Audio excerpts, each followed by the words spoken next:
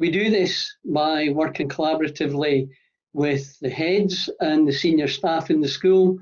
And our intention is to ensure that we develop all the programs to enrich the learning experience of the students, your children. Today we're delighted to share an example of perhaps the most important development since I joined SEK 2.5 years ago. This is a major forward-looking initiative that will serve as the basis for our actions in the short and long term. And it's the future of the learning and teaching in our schools. The initiative is called the Future Learning Model, and we're implementing now, hence the title of our presentation. We'll give a short presentation, and then at the end we'll open it up for discussion, and we're ready to answer all of your questions. So let me give you some context for the Future Learning Model. We do live in uncertain times, and there's been impacts on all of us from all around the world, and those things have changed the way that we live now. Little did we think 1 year ago our lives would have changed so much in the last 12 months. Our recent experience have emphasized the fragility of our existence and the complex nature of our global interactions. We've had to make new alliances, take on new ideas, and we've had to learn and act quickly in response to rapidly changing circumstances. The pandemic has made us painfully aware of the interdependent nature of our existence, and this has actually accelerated our development of our future learning model. We have learned a lot over the months of lockdown through distance learning, and then in September when we fully reopened the schools. We've had to embrace new technologies, we've had to implement new tools, we've had to find innovative ways of teaching, and we've interacted more deeply with our community. And we've had to develop a robust technology infrastructure to allow the different scenarios of distance learning that's happened over the last 12 months. We've engaged with regional and national and international organizations, and we've consulted with schools and other organizations across the world. We've learned the importance of listening carefully to the personal stories of our community. And in several different ways, we've been trying to engage with you, the parents. We've asked you for lots of feedback, and not just through surveys, through conversations and other ways as well. I think most importantly, we've tried to ensure that we've done this with an acute awareness for the well-being and happiness of our community. I hope you've all had the pleasure of participating in our well-being webinars, and we've also provided lots of well-being support for our staff and students. So, given the context in which we find ourselves, we decided to plan not just for life after the coronavirus, but our long-term future. In June 2020, we assembled a Think Action tank with representatives from across the whole of the SEK organisation. We did what we call a design sprint for just over a month. We followed a process of thinking, learning, sharing, and taking action, and this resulted in the main ideas for the future learning model. And then since August 2020, when we came back to school, we've been working on the details of the future learning model. And this is what we'll explore with you now, this afternoon. So first of all, the design team summarized the future learning model into 8 key areas, which will be the focus of learning and teaching for the coming years. In some ways, we'd already given attention to these areas, but the future learning model sharpens our focus and makes our commitment to these areas more explicit. The 8 areas you can see on the screen are overall goals, the sequence of learning, evaluation, or evidence for learning, as we call it; agency, that's giving voice to the staff and students; the use of technology to support learning and teaching; professional learning and collaborative planning; global citizenship and social innovation, which gives meaning to the learning; and a commitment to a culture of quality and meeting demanding external standards. We're going to explore each of those areas with you this afternoon. The future learning model is guided by an overarching focus. And that focus is what drives everything that we do. It's a focus on student learning and on staff professional learning, but that staff professional learning has to have an impact on student learning. We do believe in the personalization of learning and teaching by offering a diversity of learning teaching approaches and environments and spaces and different experiences for the students. We believe that learning happens best when students are self-motivated and become independent learners, and when they can increasingly participate and take a direction in their own learning. So our overall aim here is to develop self-motivated, self-directed learners in the students and the staff. So we have two kind of key goals here. We're trying to implement an education that transcends the classroom and is an entire learning experience. We believe that learning genuinely happens beyond the classroom, in the homes, when the students are out and about, when the students are on trips, in every different location. And that learning happens by doing. Thinking and doing and acting are key elements of learning.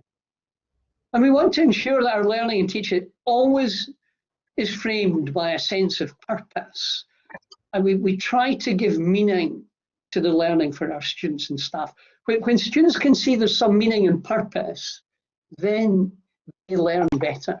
And I hope that becomes clear as we explain some of the other areas of the future learning model. I'm going to hand over to Daniela now to talk about some of the other aspects. Hola, bueno, continúo ahora hablando español y espero que las traducciones que he estado dando a través de los captions abajo les hayan ayudado a comprender y seguir la conversación de Chris.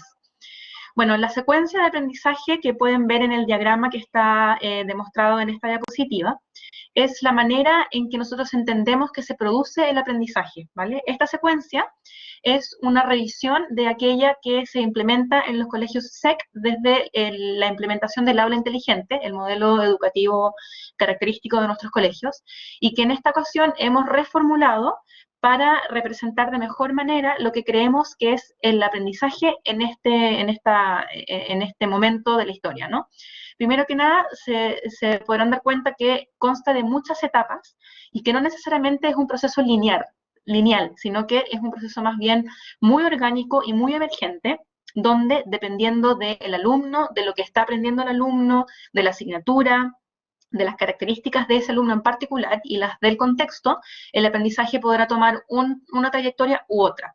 Lo importante de esta secuencia es que el profesor la puede utilizar para poder hacer una programación del aprendizaje y determinar qué va a suceder en cada una de las etapas para poder ofrecer la mejor experiencia de aprendizaje para el alumno, y también que el alumno sepa cuáles son los pasos del proceso que este alumno tiene que ir siguiendo para ir consolidando su aprendizaje. Asimismo, no se trata de que esta secuencia se tenga que seguir de forma rigurosa, donde el profesor primero presenta el tema, luego se hace una actividad de sesión de trabajo y luego se pasa a una parte específica del proceso, sino que se trata más bien de poder ir viendo distintas partes que tiene el proceso de aprendizaje para ajustar de mejor manera esa experiencia a cada uno de los alumnos. Can you go to the next one, please, Chris? Yeah. Bueno, otro componente fundamental del modelo del Future Learning Model es el modelo o nuestra visión de lo que es evaluación que nosotros concretamente llamamos evidencias para el aprendizaje. ¿Cuál es el objetivo de la evaluación? Para nosotros es un elemento clave y es un elemento que está presente en todo momento del propósito, donde la característica más importante es el feedback o la retroalimentación que el alumno puede recibir respecto a su proceso de aprendizaje. Es decir, cuando ya sea un profesor o un par o el mismo alumno analiza y reflexiona respecto lo que ha hecho, el trabajo que ha realizado, las acciones que ha tomado, y concluye respecto cuánto alcanzó la meta esperada y, más importante aún, cuál es el próximo paso para su aprendizaje. Y para eso usamos distintas herramientas. Aquí en las fotos que ven en la diapositiva hay 2 herramientas concretas que se usan a lo mejor con los alumnos más pequeños de primaria, pero a lo largo de todas las etapas se busca desarrollar oportunidades para que el alumno pueda autoevaluar su trabajo, para que entre pares puedan autoevaluarse y para que también el profesor pueda hacer esto a través de, concretamente, entregarle al que está aprendiendo un feedback concreto y específico respecto a cuál es su próximo paso para el aprendizaje. Can you go to the next one, please, Chris? Aquí pueden ver otro ejemplo de instrumento de evaluación más apropiado para alumnos más mayores, donde ven otro ejemplo de lo que les comentaba, ¿no? Aquí la idea es que las herramientas de evaluación que se utilicen vayan más allá de un examen tradicional, que muchas veces nos dan cuenta del rendimiento de un alumno, pero no necesariamente de lo que ese alumno aprendió. Una cosa es el rendimiento que obtiene un alumno y otra cosa es lo que aprendió y lo que es capaz de poner en acción y transferir a otros contextos. Por eso nosotros buscamos complementar nuestras estrategias de evaluación con otras que estén centradas en el proceso de aprendizaje y no necesariamente en un resultado concreto. Can you move on to the next one? Thanks, Chris. Bueno, la agencia es un elemento también fundamental del modelo que lo explicó brevemente Chris al comienzo de la presentación. La agencia es más que nada una manera de referirnos al aprendizaje autodirigido y autorregulado, automotivado, independiente por parte del alumno. Y aquí lo más importante es poder darle al alumno la oportunidad de tener una voz respecto a lo que va a aprender y cómo lo va a aprender, de poder tener opción de usar distintas estrategias o de desarrollar un trabajo de distintas maneras, o bien de elegir con quién quiere trabajar, y de poder tener, desarrollar el aprendizaje él mismo. Es decir, el aprendizaje se produce cuando el alumno hace algo, y no cuando el alumno está de forma pasiva, escuchando o haciendo o siguiendo instrucciones. Por lo tanto, nuestro objetivo es que hayan estrategias en el aula y contextos en el aula donde el alumno pueda tomar sus propias decisiones, cometer sus propios errores y de esta manera ir produciendo su propio aprendizaje. Para esto, obviamente, la tecnología es un factor fundamental, ya que esto va a permitir que el alumno tenga alcance a más recursos y pueda desarrollar sus indagaciones o aprendizaje de una manera más autodirigida. Bueno, hablando más aún no de la tecnología, obviamente aquí en este contexto la tecnología está tomando un rol aún más importante, no solamente por la forma en que apoya el aprendizaje y siempre lo ha hecho, algo que en los colegios SEK siempre hemos desarrollado con mucha iniciativa. En esta oportunidad, ¿cierto?, viene a ser un elemento necesario, sobre todo cuando se trata de el aprendizaje híbrido, cuando hay algunos alumnos que están accediendo al aprendizaje desde otra ubicación y no del colegio porque no pueden estar en el colegio.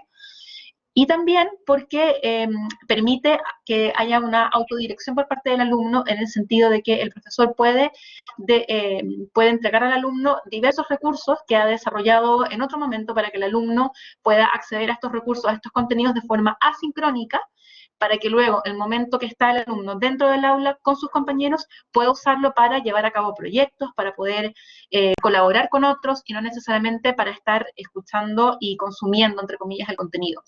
En ese sentido, es importante, ¿cierto?, que el alumno tenga acceso a distintos elementos tecnológicos para poder acceder al contenido y usar el tiempo en el aula para la interacción y para la colaboración.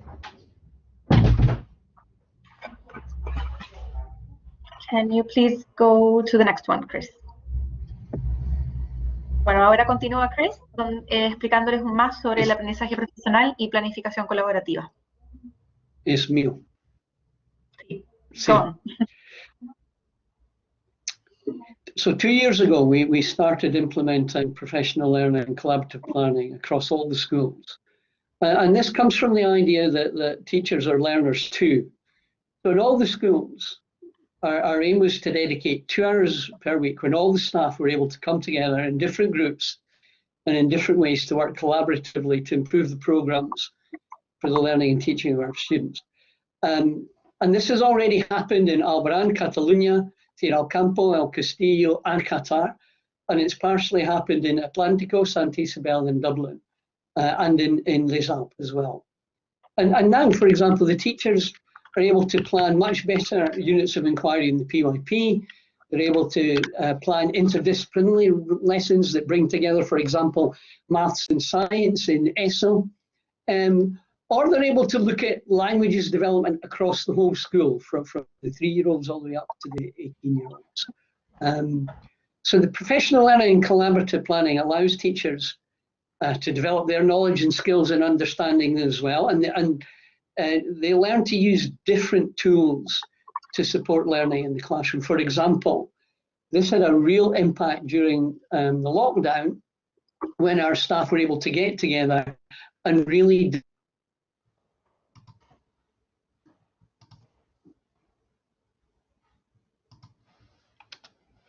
Oh, Chris, we lost you. Al parecer está teniendo problemas de conexión y perdimos a Chris. Vamos a ver qué pasó. Perdón. It really makes the future learning model a reality in the classroom. So that the teachers choose something that they're passionate or interested in.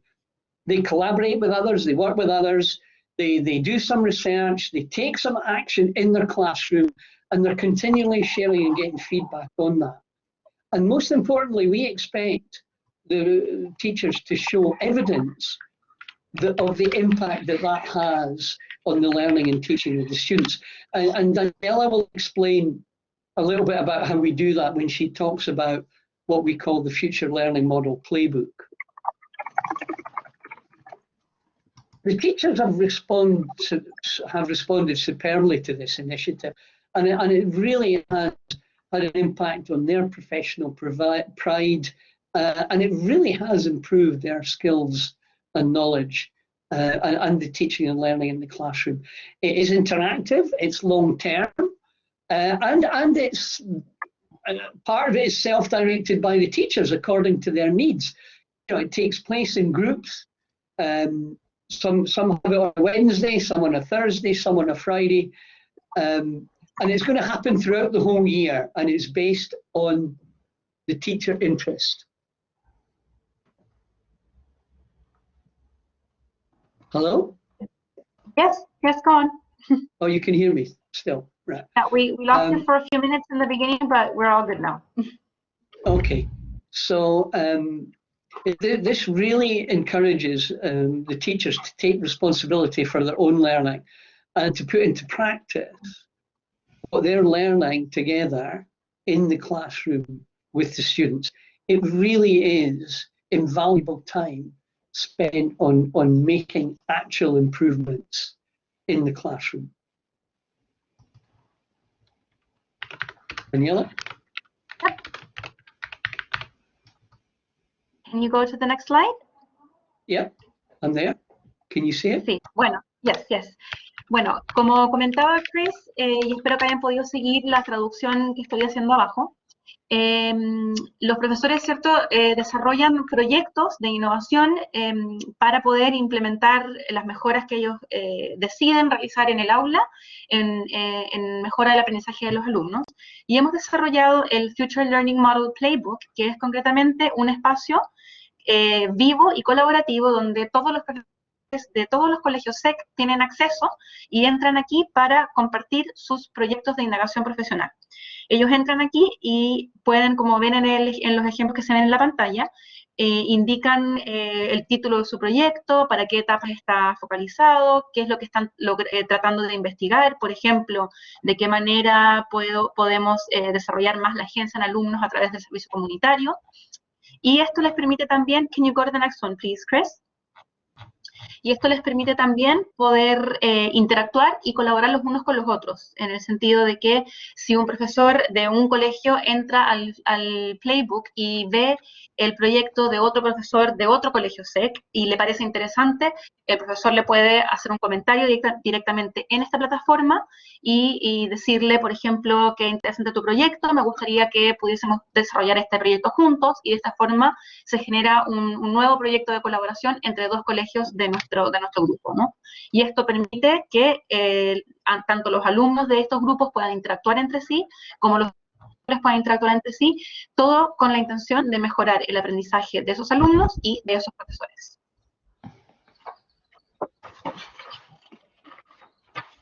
Bueno, este es el diagrama que ya les mostramos, ¿cierto?, al comienzo de la presentación, y lo queríamos volver a mostrar para que pudiésemos ejemplificar de qué manera todas estas piezas del puzzle encajan juntas, ¿no?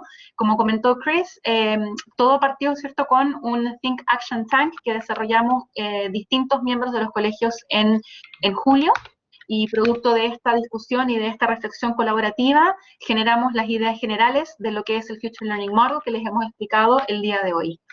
Luego, ¿cierto?, durante todos estos espacios de aprendizaje profesional que les acabamos de comentar existen en todos los colegios, los profesores fueron desarrollando proyectos de indagación profesionales que dieron pie a las prácticas de aula que realmente hacen realidad este Future Learning Model en la clase y que permiten que el alumno tenga la mejor experiencia de aprendizaje. Y todo esto queda documentado en el Future Learning Model Playbook que les acabamos de mostrar. So the next one area is something that it's quite dear to my heart, and I think is very, very important for the learning of our students. So we've established a global citizenship and social innovation group consisting of more than 30 staff from across the schools to promote this initiative and to try and make it a core element of our curriculum. Our intention is to make student learning meaningful and authentic. And really to take actions to help create a more equitable and peaceful world. We do believe in taking action to support diversity and social justice. And we believe in a diversity of values and beliefs and cultures and orientations through developing in the students a deep intercultural understanding. And we need this in a world of increasing interconnection and complexity. And this learning in authentic context provides students with the opportunities to participate in meaningful challenges facing young people in the world today, and encouraging them to develop creative solutions, their own creative solutions, and develop their own understandings from implementing those solutions. For example, we have the Climate Action Project in Catalonia. We have the Erasmus project called Variety is the Spice of Life in Atlántico. We have the Plastic Free project in El Castillo. And we have the Siyakula project in Alboran and the Brain Food project in Tierra Campo. And this is those are just a small example of the many projects that our students have raised and really want to take action and have an impact. These are all meaningful, often generated by the students and resulting in real action. So you might think, how will we know that the future learning model is having a positive impact on the education of our students, on your children? And that's a really good question. So to ensure that the future learning model will continue to meet demanding external international standards now and in the future, we're nurturing a culture and a strategy of quality across all the schools. And we do this through a diverse range of both internal and external processes of quality control.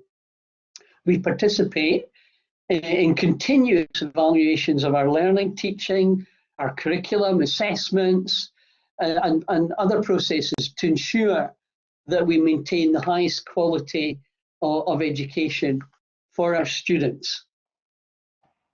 So examples of the quality control in action are the authorization and evaluation processes we undergo with the International Baccalaureate and the accreditation processes that we have with the New England Association of Schools and Colleges.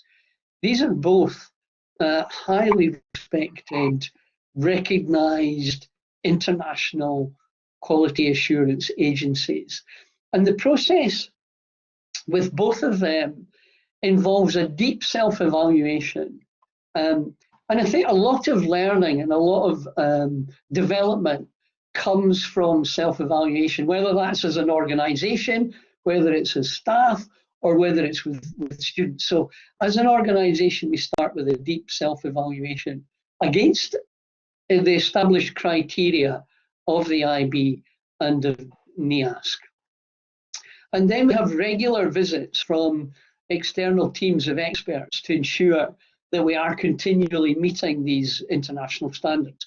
For example, Santi Isabel just in the last few weeks had its IB PYP evaluation visit. Qatar has its evaluation of all 3 of its IB programs in March. And in April, Fidel Campo and El Castillo are starting their accreditation visits. So we regularly are engaging with experts to make sure we're meeting the highest standard. And we hope that parents will feel assured that, you know, this external validation, which will examine our future learning model very closely, we're hoping this will really reassure you that we're offering the highest quality programs that we can. So I'd like to finish by coming back to the overall purpose. You know, why are we doing all of this? You know, it has become evident that we need to create new ways of learning and teaching. And we need to adapt to face-to-face or digital formats, depending not just on external regulations and climate, but also depending on the desired incomes that we want. We'll probably utilize digital formats. Well, we are using them when we're back fully in presential schooling at the moment. And we're aiming for learning really to take place in enriching and motivating physical or virtual spaces that will allow us to really develop well-educated, highly motivated, principled students who have a bias towards taking action. And ultimately, we're trying to define the purpose of our schools as places where we broaden and expand the concept of learning so that it genuinely serves the desires and the needs of our students, both today and for their future. So the innovation, I have to say, the innovation, the creativity, the dedication and the strength of our community has really shown through in the last 12 months. And I think together, all elements of the SEK community have achieved much by supporting each other and coming together to learn together. I really do want to thank everybody in our entire community who supported the schools, you know, not just in developing this future learning model, but supporting us throughout the challenging circumstances we've all found ourselves. And your support has enabled us to continue to offer the best education to your children, to our students. After the experience of this last year, I do really feel very strongly that the future for SEK International Schools is brighter than ever. And I really want to thank you all for the part that you've played in that.